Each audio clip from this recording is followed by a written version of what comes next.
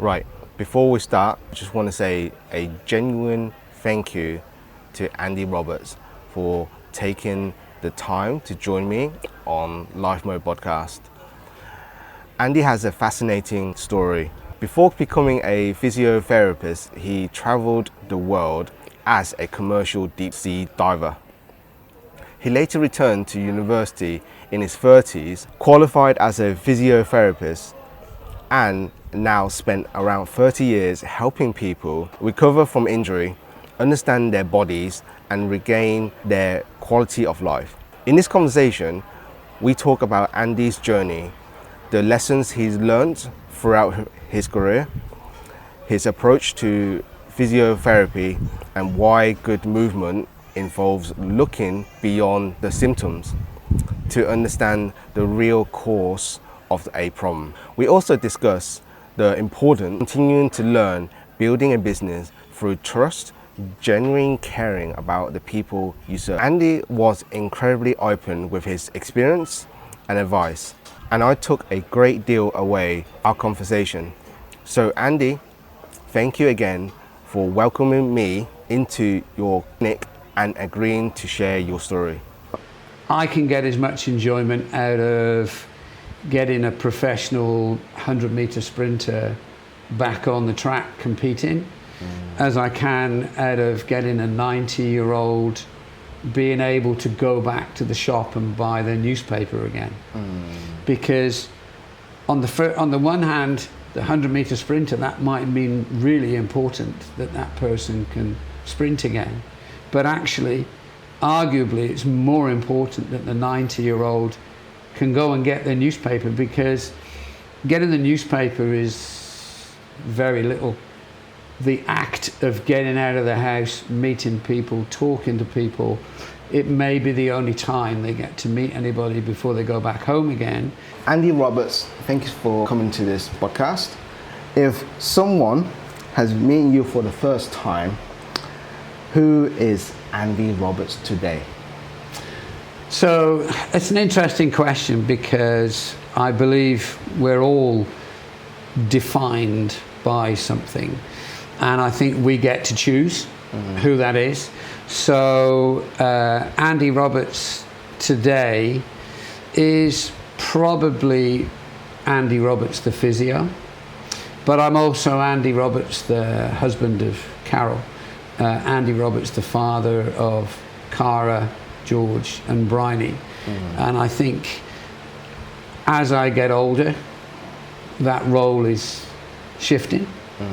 But ultimately, until I retire, primarily I'm Andy Roberts the physio.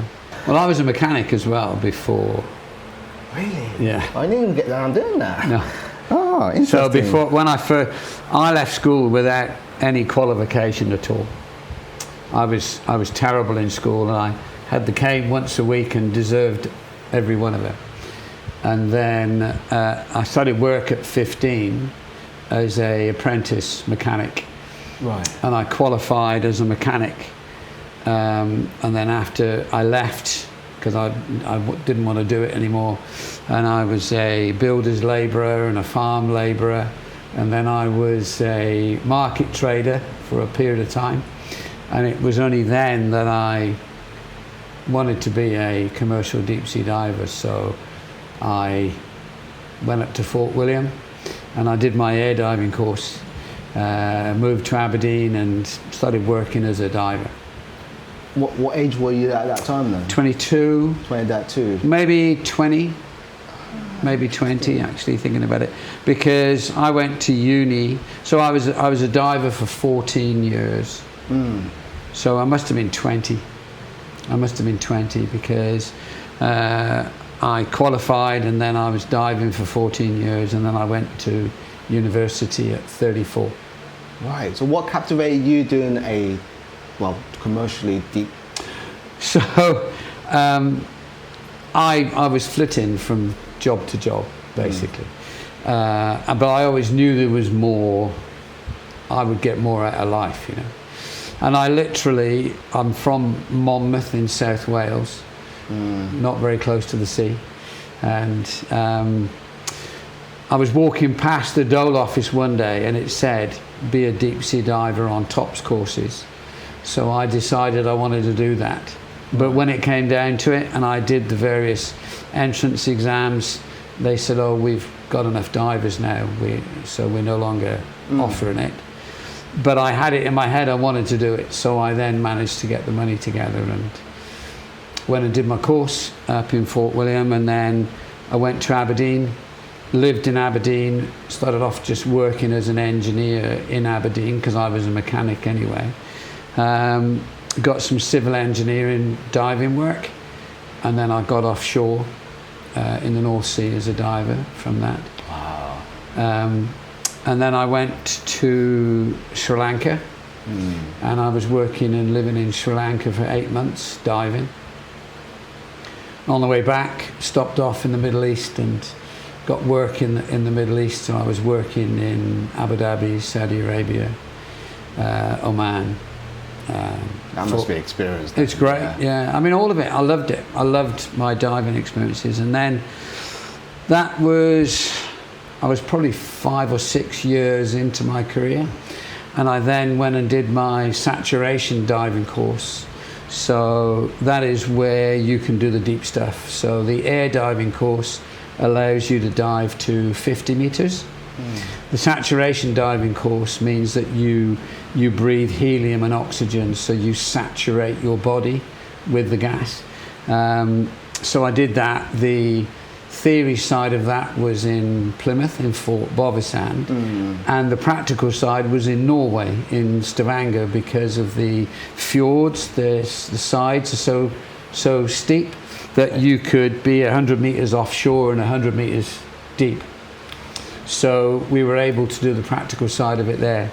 And then I carried on working as a saturation diver, mostly overseas. So India, China, South China Seas, Singapore. So that was the kind of second part of my diving career. Me and my wife decided we were going to get married. We got married and we had our son George in the October. And I had to go away in the November to India on a diving job. And up until that time, it hadn't been a problem, really. But I got back and I just said to my wife, do you know what, I'm struggling to do this. And she said, I feel the same. So I stopped. I never dived after that. And we decided that I would change career. And I wanted a career. I didn't want to change jobs, and no disrespect to anybody who does a job. I admire anybody who works for a living, but for me personally, I needed a profession. So when I was a diver, I qualified as a diver medic. So that's like a normal medic, but a diver medic. So I knew I had an interest in medicine. And there was no way that I was going to try to become a doctor, because the degree is too long and then you take too long to progress through. So before I finished diving, we knew that I was going to finish diving at some point. So not having any qualifications from school, what I did was I did 2 A-levels on distance learning while I was diving. So I had the qualifications to be able to apply for university. Yes. So it was then that we decided I would do physiotherapy. And I was fortunate enough to get into Nottingham University, which to my mind is the best physiotherapy school in the country. And I did 3 years and did my qualification. So I travelled every day from Northampton to Nottingham whilst I was doing my degree, because obviously I'm married, I've got a son. And then once I qualified, I was fortunate enough to qualify with a first class honours degree. So it was easier for me to get work. And I started work as a junior physiotherapist at the age of 37 in Kettering General Hospital. Oh wow, okay, yeah. we were really short of money at the time. My wife had supported me through my degree, but in my third year we had our second, Bryony. So when I qualified, she stopped work to look after the kids, and I graduated on the Friday. I started work on the Monday, and I started my second job by the Thursday, because my wages as a junior physio didn't cover my direct debits, let alone our day-to-day. So I managed to get a job as physio for Wellingborough rugby team. Okay. So I was working for the NHS, and then I was working for Wellingborough as well as a physio. So I learnt my trade at Kettering. It was really, really good. And we went through the different rotations. So I was working in orthopedics and healthcare for the elderly, respiratory, all the different types of work that we would do. I worked in ITU as well, which was really interesting and really good. And then I met Stephanie, who owned the physical therapy clinic. She'd just started it. She had a small garage that had been turned into one treatment room and a small waiting area. So what timeline was that then? So this was, I believe, 38, so 48, 58, 27 years ago. 27 years ago. And I started working for Stephanie. And I worked for her for about 6 months. And then I was lucky enough to get the post as physio for Northants County Cricket. And so I brought that contract into the physical therapy clinic. And by bringing it into the physical therapy clinic, it meant that I became a full and equal partner within the clinic. So that at that point, myself and Steffi co-owned the clinic 50% each. So I then worked in the clinic, but also worked for the cricket for 2 years. And all that time, I'm just obviously learning more and more about how to be a good physio. At the end of those 2 years, we bought this place, 152 Abington Avenue, and we went from 2 small treatment rooms to 5 treatment rooms. And from a financial perspective, it was a real stretch, but we managed to do it. Yes. And we obviously built the business. And fast forward to now, and we've got 5 physios, reflexologist, an acupuncturist, and a sports masseur.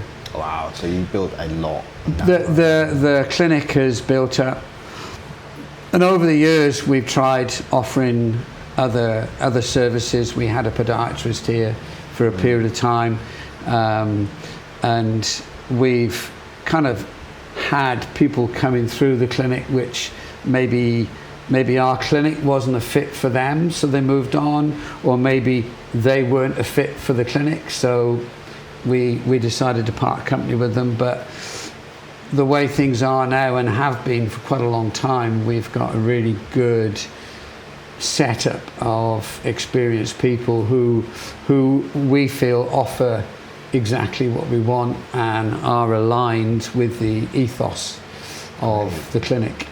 Okay, so what do you want people to feel when they actually enter your clinic? We have a strong ethos within the clinic that whether people see me or any of my colleagues, they will get the same approach.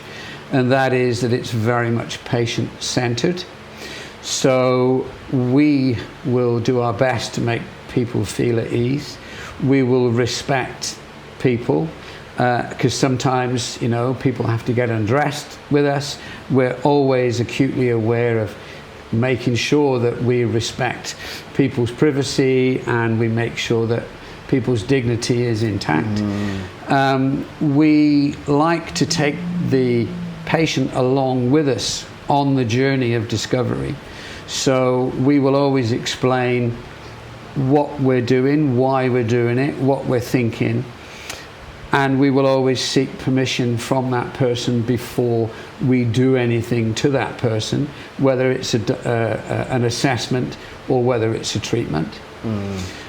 Fundamentally, our role is to identify a diagnosis, not a symptom.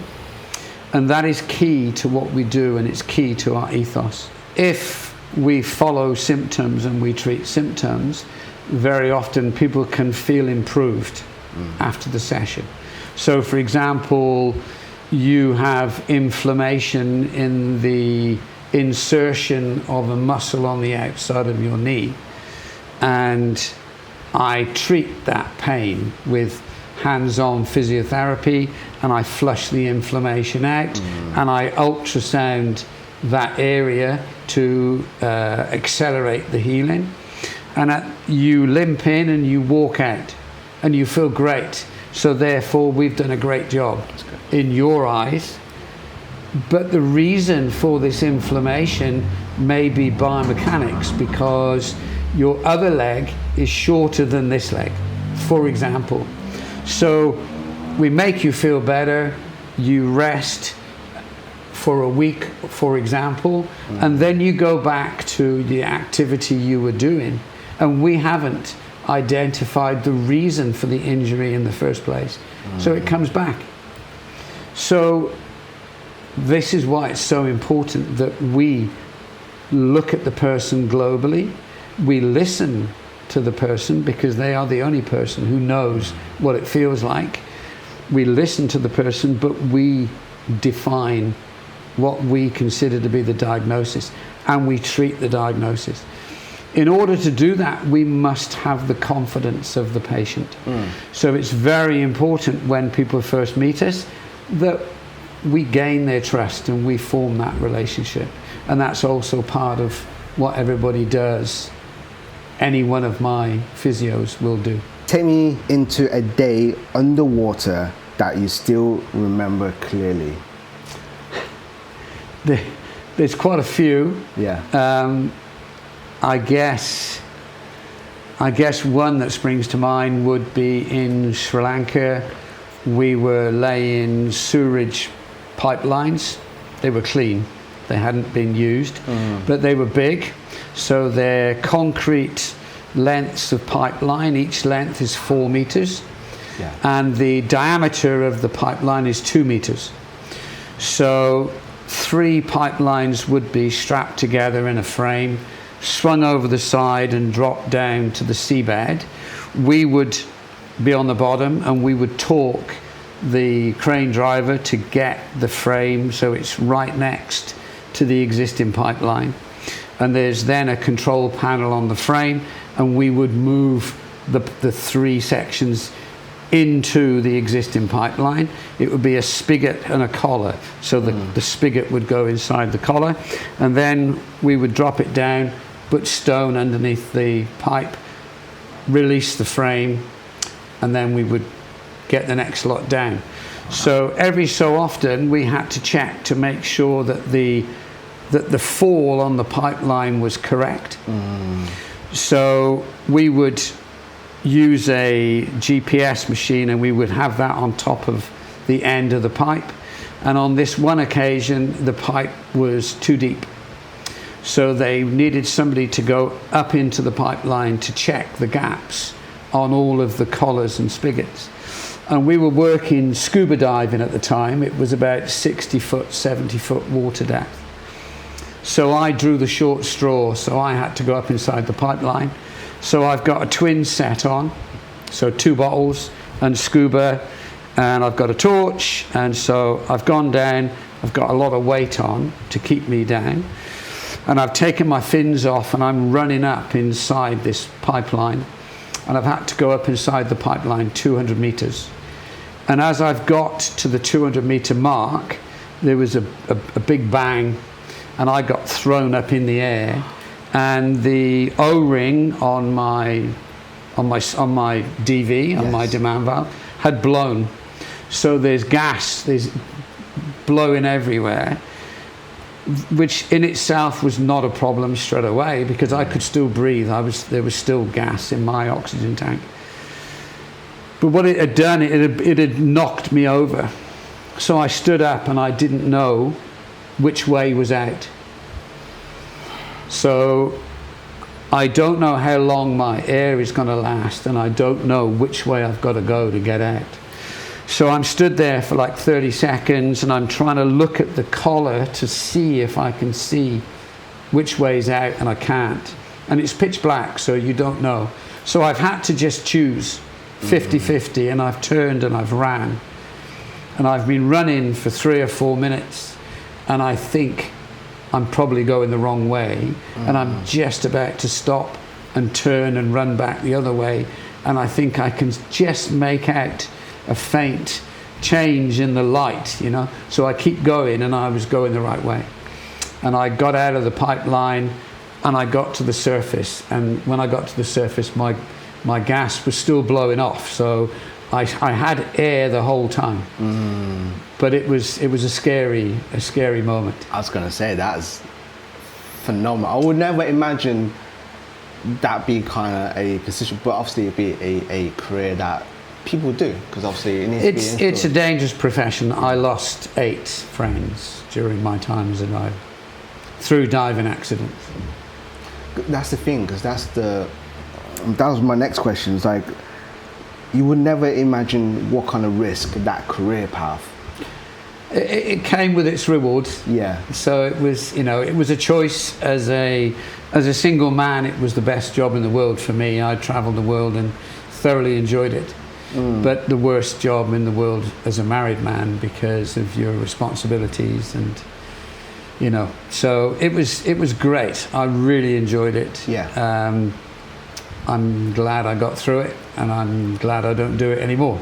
Next question is, what did diving teach you about fear, discipline and trust? I think you answered the fear section there. Yeah, I mean, diving. Ironically, there is a crossover between diving and physio, and I'll explain that. So, what diving teaches you is to be able to function as an individual within a team, because when you're on the bottom working, you are the only one there, but you have a big team behind you as a backup. So you learn to be a cog within a machine.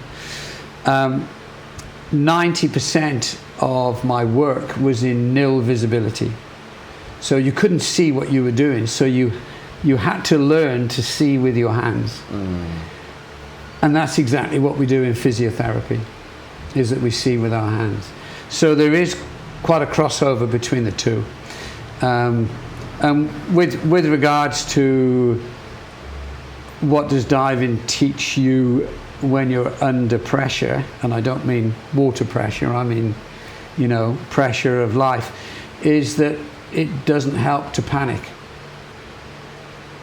If you can keep your mind focused, you're far more likely to make the right decision at that time. Why was it a brilliant single man's job, but a difficult for a family's life? So it was a great single man's job for me. It might not have been for other people, because there's a lot to it, but it meant that I was able to travel all over the world and live in different places. At one time, I was working in the Middle East, and I was living in Los Angeles, and sometimes I would fly Abu Dhabi to UK to LA. Other times I would fly Abu Dhabi to Taipei to Hawaii to LA.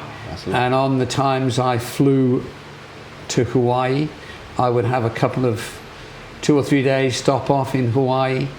First time I surfed was on Waikiki Beach. I learned to surf on Waikiki Beach. So it gave me opportunities to try so many different things, and to meet so many different people from different cultures. I think travel is so essential to make us a more rounded person. What made you walk away from diving and start university at 34? So, me and my wife always knew that I would have to stop diving. It's not a job for a middle-aged or elderly person.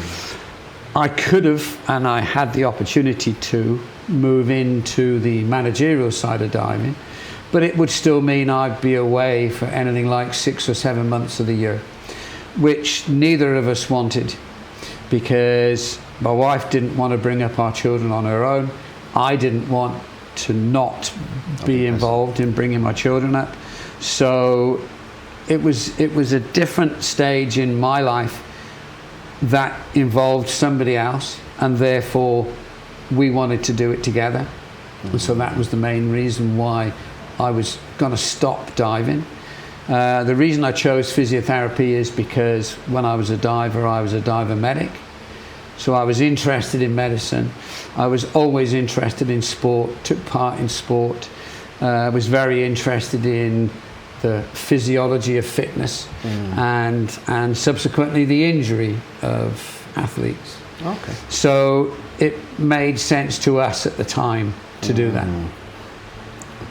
So what were you most afraid of losing at that time when you transitioned to?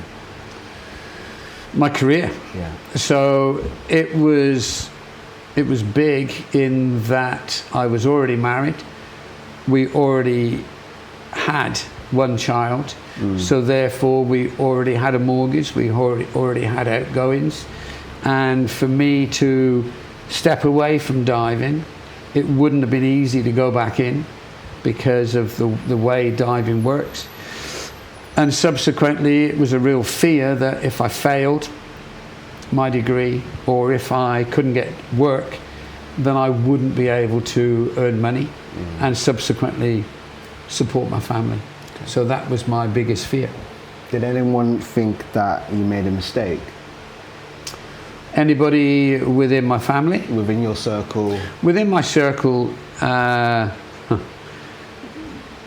within my social circle, people always think I'm making mistakes because I'm quite committed to doing things, and so once I make a decision to do something, I very rarely don't do it. But other people don't necessarily realize that. So an example would be I bought a very old camper van and I restored it. I bought it 10 years ago and it took me 3 years to restore it, and we got it on the road and we used it for 6 years, and I sold it last year or the year before. And at various times during the restoration, every one of our friends said to my wife, "Why have you let him waste this money on this old van, because it's going to sit in the garage and never be completed like so many other thousands of half restored vans." And my wife said, "Well, I don't know what it'll be like when he finishes it, but he will finish it." So yes, you have people judge you, people doubt you, and maybe with good reason, because sometimes people bite off more than they can chew. But if you know yourself, you know your capabilities, and therefore you know that you can do it. So what did you feel like qualifying at 37 and become a junior again? I loved it. Yeah. I loved it. It was a new experience. It was a new chapter in my life. It was really exciting. The reason I did physiotherapy was because of all the things I mentioned about sport. Once I'd qualified, I realized that was not the most important thing. It was about actually facilitating people to be able to do what they want to do. So all of a sudden I was in a profession where there were so many things that I could do to help people. It was really exciting. I met some fantastic clinicians who mentored me, who supported me and taught me. I was lucky being middle-aged and being male, because in the hospital very often patients thought I was a doctor, or if they didn't think I was a doctor, they thought I was a very experienced physio. Now, I knew I wasn't one of those things, so that was fine, but I won't deny I used that to make sure I got compliance from people. And ultimately, one of the big determinants to the outcome of when people see a physio is compliance by the client. Because it doesn't matter how good I am, it doesn't matter how much I know, if you don't do what I ask you to do, the chances are you're not going to get better. So I was lucky in that sense that I think because of my age and because of my gender, I had more compliance from patients, and subsequently I had a really good success rate. And therefore I could move through the ranks potentially quicker. So within 2 years, I was a senior physio. 2 years.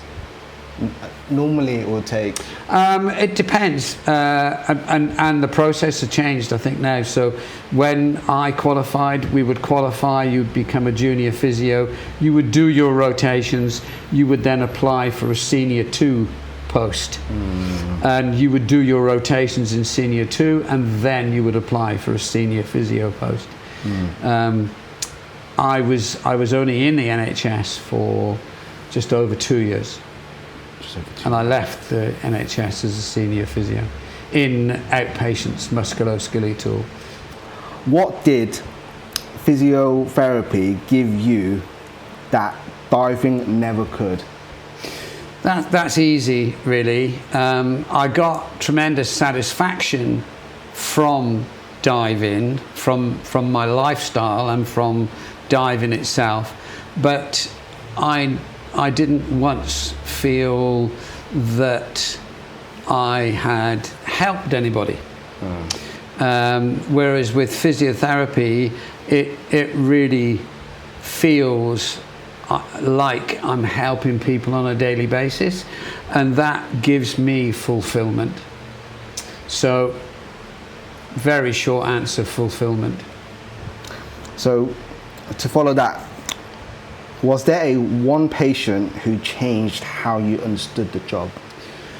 No, I don't think so. Every patient is different. And my understanding of the job is not defined by my patients. My understanding of the job is evidence-based, qualification and experience, which comes from seeing many different patients.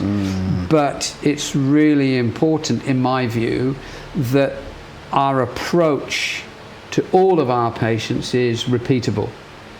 So we go through a process of introducing ourselves, doing our subjective, doing our objective, formulating a plan, making sure the patient is coming along with us.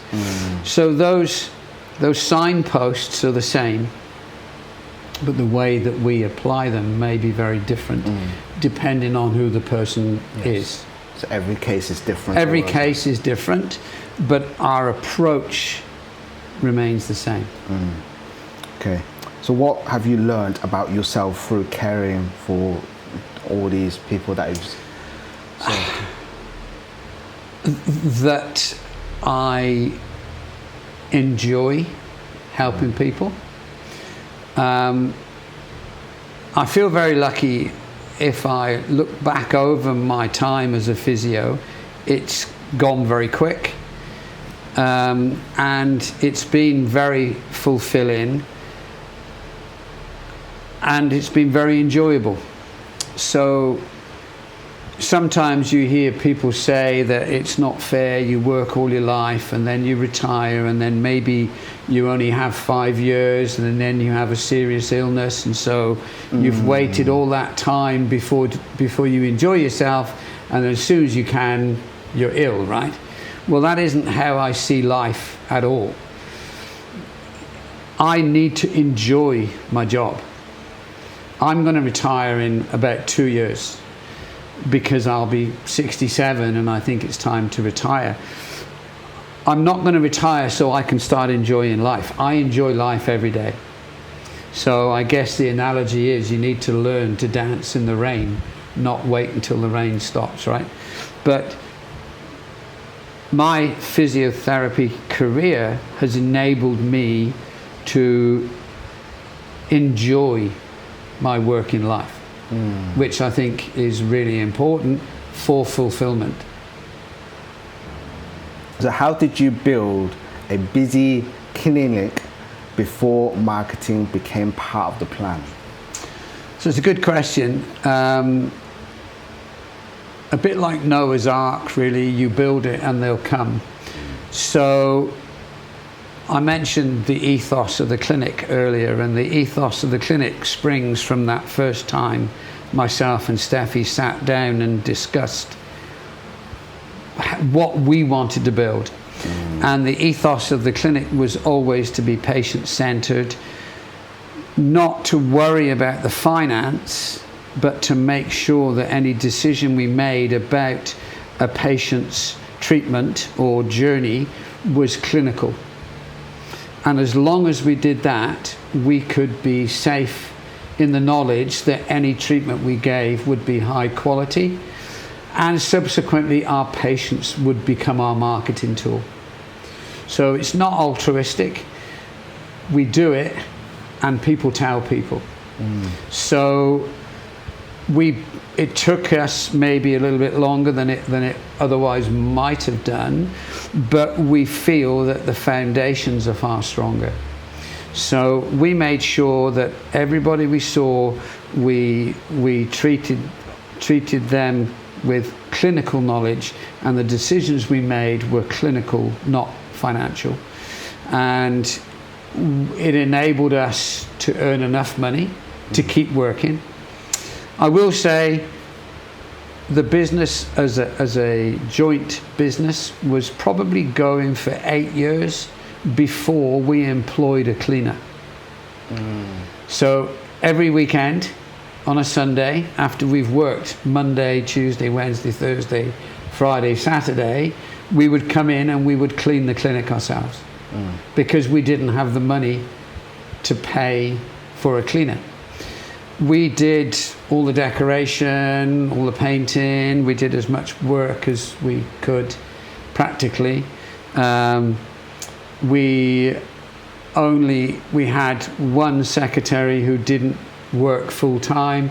In the very beginning, we did all our own paperwork, we did all our own letters, all our own diary. So we were very careful financially that we didn't try to take too much out of the business until we had that foundation. And as the business grew, we were able to invest more into building the clinic. How did the word of mouth and consultant or GP relationships grow? So the word of mouth came from patients being happy with what we did. The GP referrals came from our ethos and our process, because every patient, we would, with the patient's permission, we would write a letter to the GP so that the GP knew what we were doing, and therefore all the GPs knew about us, and from patients they knew about us and they would start referring back. Exactly the same with the consultants, that if a patient came to us and they were under a consultant, we would always write to the consultant. And so we formed relationships with consultants, we formed relationships with GPs, and we also networked. So if there were any evenings that were held by Three Shires, the local private hospital, or if there were radiography in NGH, we would go. So we were able to see and speak to these people.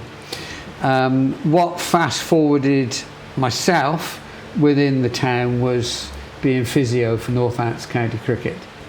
So you immediately get to know and all of the top consultants and physiologists and physios and biomechanists, and so you then have a bit of a fast track into that.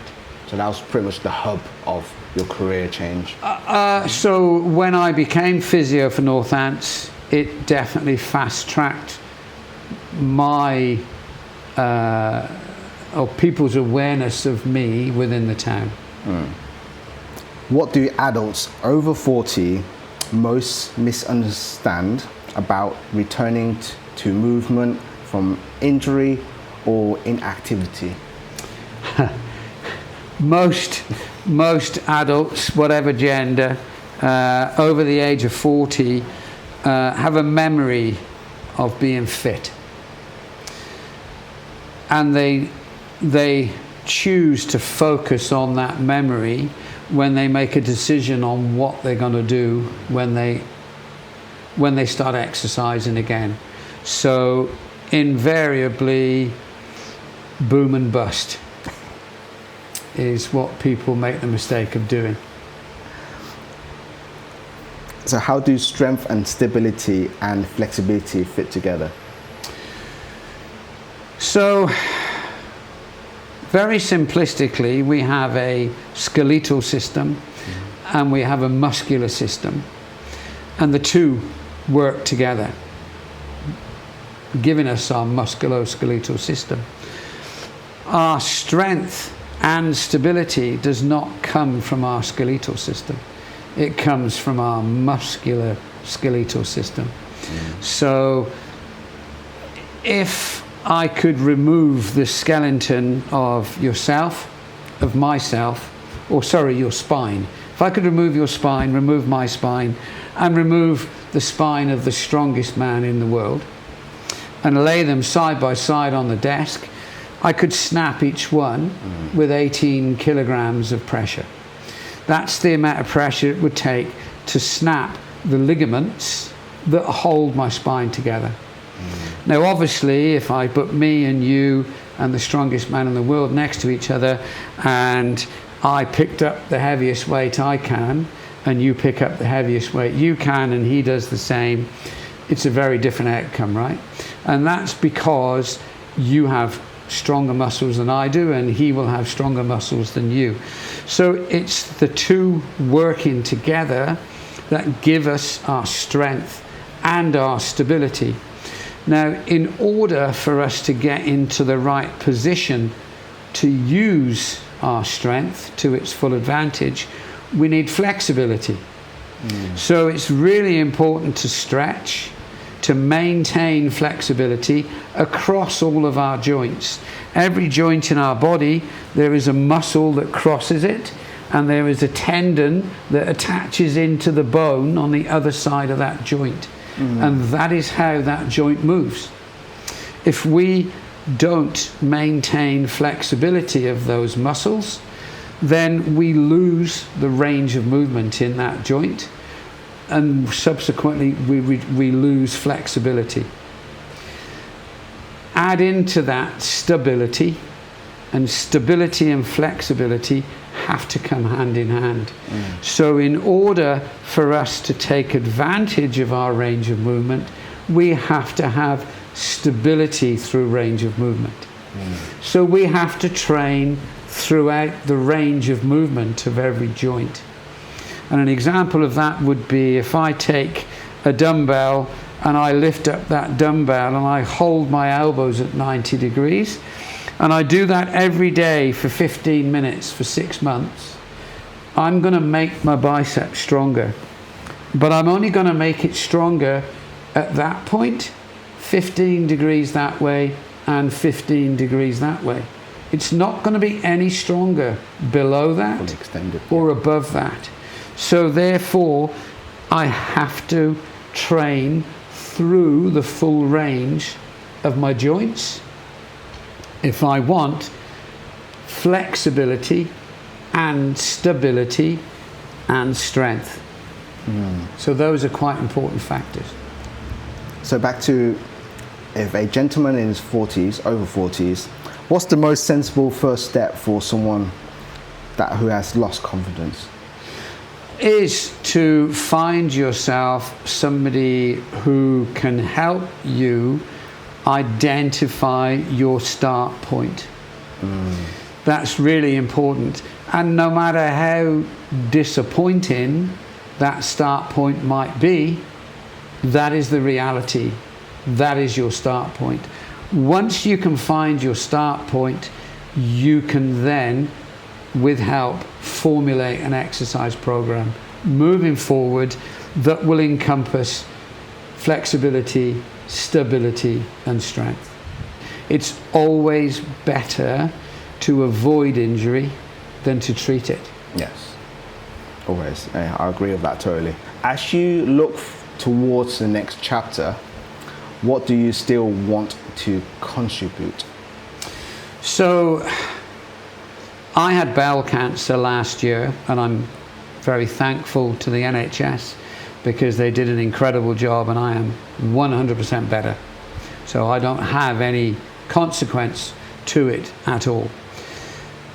It made me rethink my life a little bit, and subsequently I've reduced my hours. So for argument's sake, I was probably doing 50 hours a week before, and now I'm doing more like 25 hours a week. But more so, within those 25 hours, I've reduced my patient contact time. So I'm doing more marketing for the business. I'm still seeing patients. What I've discovered is I'm enjoying it even more now, because there was the danger before, especially when we were very busy, I might see anything up to 50 patients a week. And as much as we treated each patient as an individual and we followed our ethos, for us, some days at the end of the day, it could seem like a bit of a treadmill. We were just one patient after another, after another, after another. Whereas now, I might have 2 patients in the morning and 2 patients in the afternoon, and I may have a 20-minute gap between each patient. And it gives me more time to reflect on what I'm doing. It gives me more time to enjoy what I'm doing. So the next chapter for me is 2 years, and then I retire. And in those 2 years, I'm looking forward to providing the same service, but to do it in a slightly different way as far as I'm concerned, because it's not quite so hurried. Give your time a little space and time to reflect. What's important and to enjoy. I don't believe the service I'm providing is any better, but I think I'm getting more opportunity to enjoy it. Yeah, so that this works perfectly. It says, why are podcasts, webinars, and sharing knowledge interesting to you now? It's something I've never done before, and it's something that I want to get into. Secondly, because I want to do it myself for marketing. Firstly, and this might sound a little bit strange, but I'm 65. We are aware of our own mortality at any age if we think about it. When we've had a serious illness or when we get older, we're reminded of our mortality more and more. And I have worked incredibly hard to build up the knowledge base that I have. And the more, or the closer I get to retiring, the more I think about it's a real shame for that knowledge base to just be gone, to be lost to anybody and everybody. So the main reason that I would like to do things like this is to get my knowledge out there for the benefit of others, because I think I haven't learnt through podcasts for my clinic or for my clinical knowledge, but my evidence, my experience is based upon speaking to people who know more than I do and learning from other people how to do things. And I don't want all my knowledge to just disappear and stop. I would like it to be out there for the use of other people. What would you like the clinic to be known for in 5 years? I'm leaving in 2 years, but the clinic is really important to me and will be really important to me in 5 years. It's something that myself and Steffi have built up, and it's our baby, and therefore I want to keep it the way it is. And I've always, and I will always, want the clinic to be known as the place where people can come and they will get honest opinions. They will get good quality hands-on physiotherapy with exercise, and they can be rest assured that when they come here they will have our best, we will have their best intentions at the heart of every decision that we make. I want people to know that the clinic is welcoming.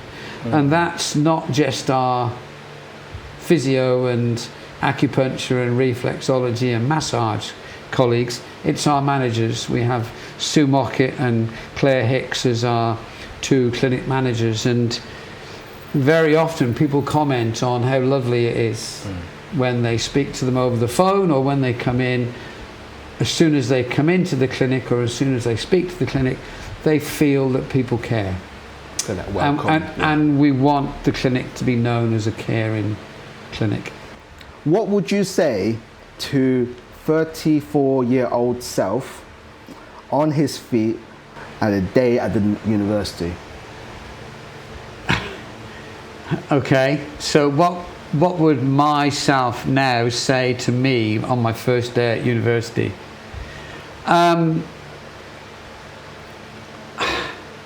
Not much, because I'm the same person. If you asked me what would my 34-year-old say to my 18-year-old, that's a very different question. I did my growing up and I did my learning the hard way of life experiences up to and including my diving career. When I started university, I was at peace with myself. I was comfortable with myself. I'd been through a lot of very stressful circumstances. Therefore, it wasn't a problem for me to deal with that first day. So my experience of university will be absolutely unique to anybody else starting university.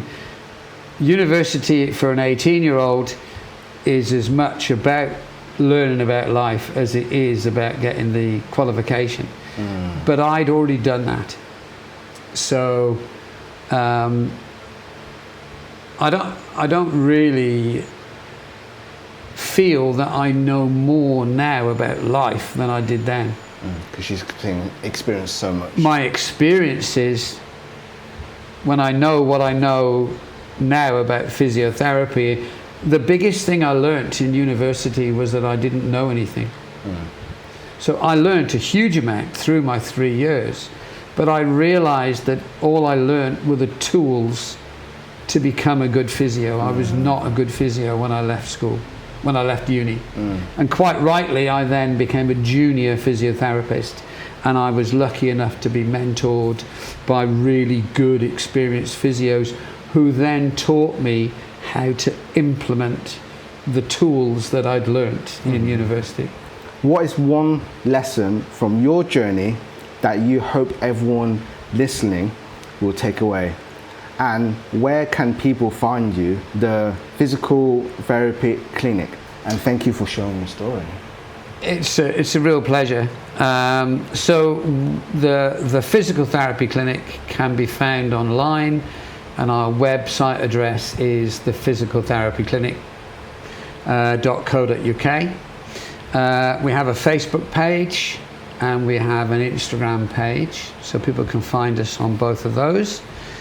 The one thing, and this isn't about physiotherapy, this is about life, the one thing that I think everybody needs to learn is that you should listen to everybody. You shouldn't choose who to listen to, because you will get nuggets of information that will literally change the way you see the world from the most unexpected quarters. So I make a point of always saying good morning to the dustman, and he says good morning back, and we talk for 20 seconds and we go our separate ways. Now, it doesn't mean you have to change because of what that person says, but if you don't listen to that person, you'll never know what they've got to say. So you listen to everybody, you then use your filter and you filter out what you don't agree with, but you take on board what resonates with you. And for me, that is the way we grow as people.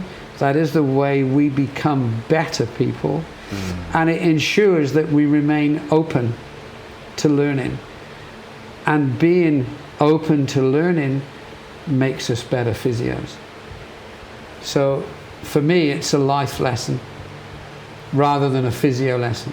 No, I think most people should be walking that similar path. Though, yeah, thank you, Andy.